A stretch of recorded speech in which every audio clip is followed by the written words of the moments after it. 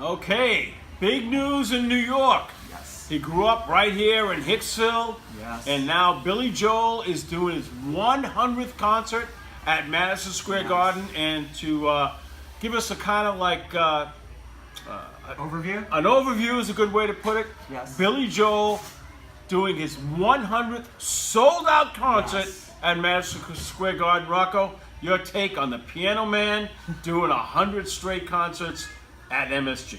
I think it's something that's really worked extremely well for him. You know, he is one of our most quintessential. He's the quintessential New Yorker of the baby boom generation. Anybody who thinks of a New Yorker when it comes to music of a certain place in time, particularly from the late 1950s to the early 1960s, is automatically going to think Billy Joel, and for good reason. Billy Joel has had a long career and has made music that is considered pretty much the soundtrack of a lot of baby boomers, particularly New York baby boomers. And so having done a residency in Madison Square Garden has been perfect for him, because he's in a place in his career where he's not, he's an older musician, and he's definitely appealing more to a harder core audience of the faithful.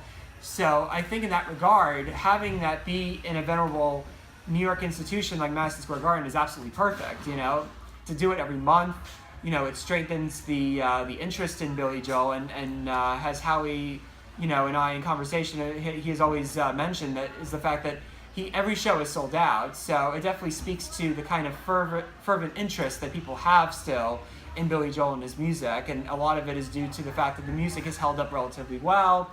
It helps that his music is still a very, very strong presence on New York radio in particular, because he's had so many hits from the early 70s into the early 90s. So he has a wide body of work to do in terms of his music.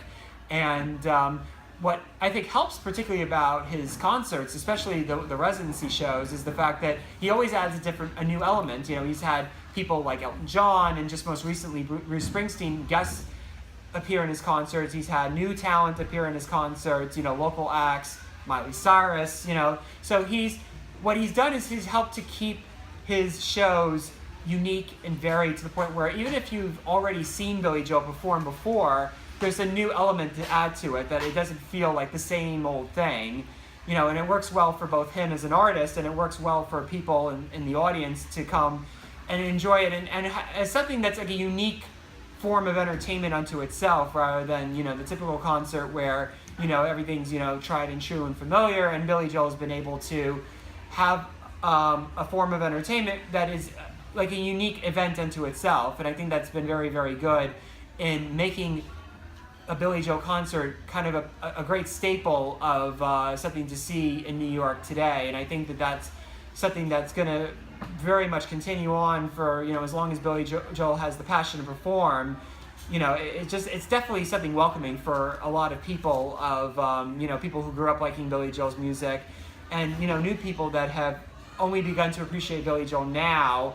It adds to this kind of iconography and sort of a legendary status about the man and his place, and not only music out of New York, but also out of pop music in America, being such an international figure, somebody who is very, very respected for his musicianship, and just somebody who really speaks to so many people in America and throughout the world who love music. So that's pretty much what I have to say. All right, great job, Rocco, on Billy Joel's 100th sold-out concert at Madison Square Garden. I thought we conducted a concert tonight, and I want to thank all the musicians who were awesome.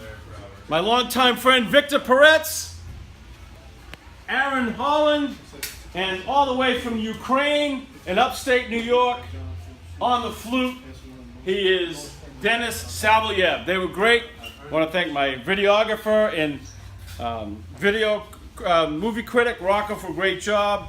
Want to wish everyone stay dry this week. It's going to be wet out there all week long, so stay dry, get the umbrellas out.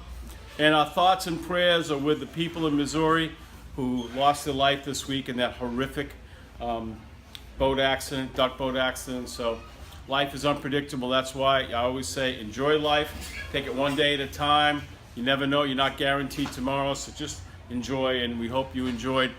I tell you what, I was mesmerized. I mean, honestly, folks, Victor and Aaron have played together many times, but they never had met Dennis. They played together like they've been playing together for years. They were amazing, awesome, incredible. When you go online, Halftime Howie Show on Facebook, Halftime Howie on YouTube, you're going to see how incredible the three of them were. Incredible. So with that, I got to wrap with this. My name is Halftime. I want to thank you for your time. Please join us next Sunday for an edition of Halftime. But at this time, we are out of time. See you next Sunday.